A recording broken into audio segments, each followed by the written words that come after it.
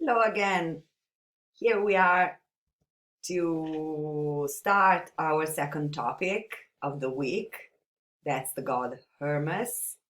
And in particularly, Hermes is important because he demonstrates the Greek admiration for cleverness and so many facets of the nature of a god. So he is one of Zeus' immortal children. We have seen last time in class Artemis, and then in the first topic of this week, Apollo. But he is son of the nymph Maya. So let's see his nature, attributes, and worship, and his birth.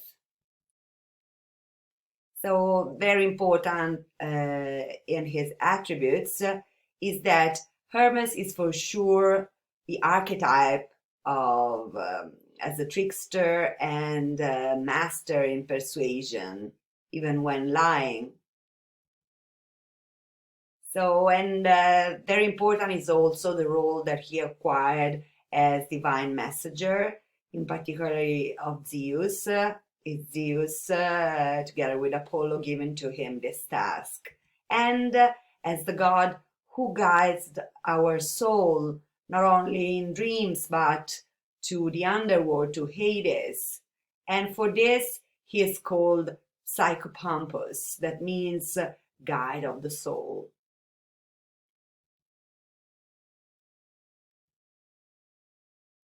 He is mainly so a messenger and a guide. So, as messenger and guide, he has all the attributes of a traveler and a herald. So, let's see. For example, the Pegasus is a hat, most of times broad brimmed, sometimes winged. That was a typical hat of travelers, the broad brim for sure.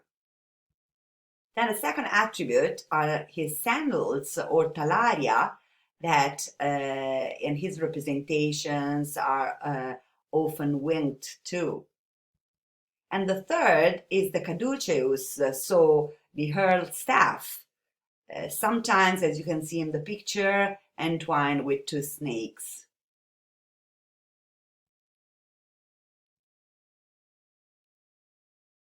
Hermes and Apollo became best friends, and after their first dispute, so they had much in common. For example, they are both gods of shepherds, flocks, and music.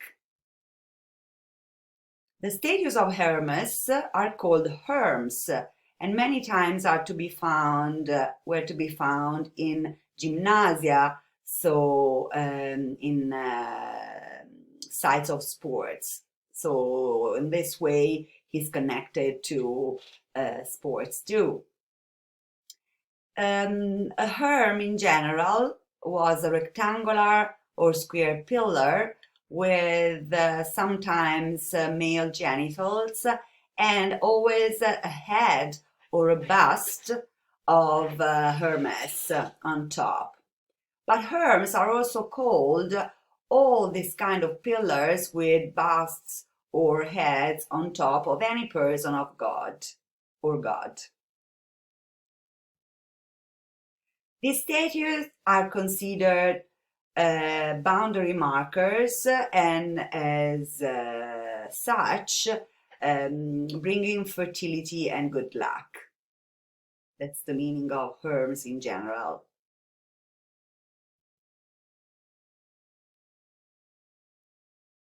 So another Homeric hymn is though that dedicated to Hermes and is the fourth one.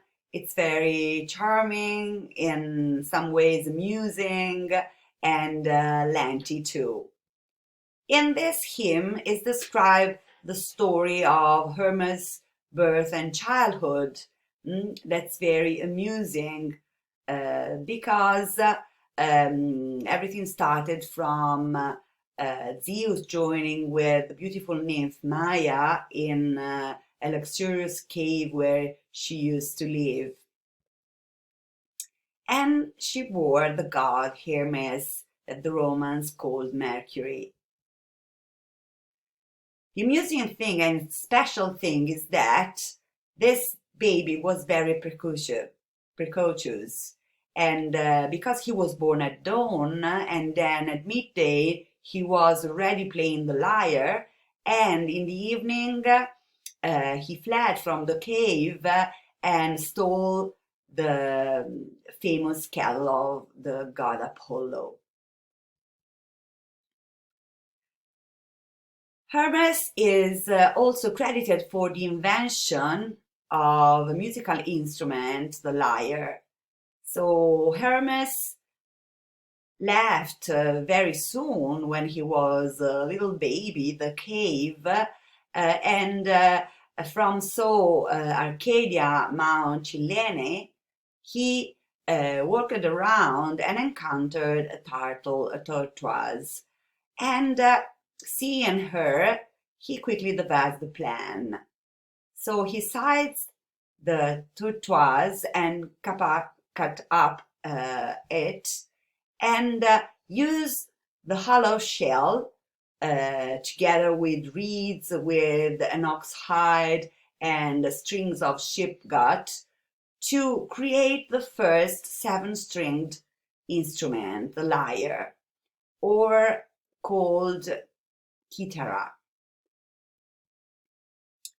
In no time at all, so very, very quickly, he tuned the lyre and started to sing beautiful songs in honor of his parents.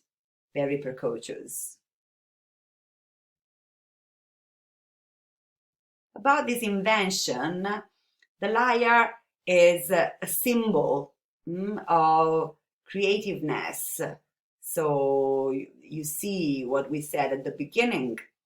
The god is the symbol of creativeness and the Greek admiration for this, connected with the invention of music, poetry, and the arts. This symbol, this lyre, will enchant Apollo and will be the means, we will see, of reconciliation in between Hermes and Apollo, his half-brother. After death, they reconciled because Apollo became very angry after that Hermes had stolen his cattle.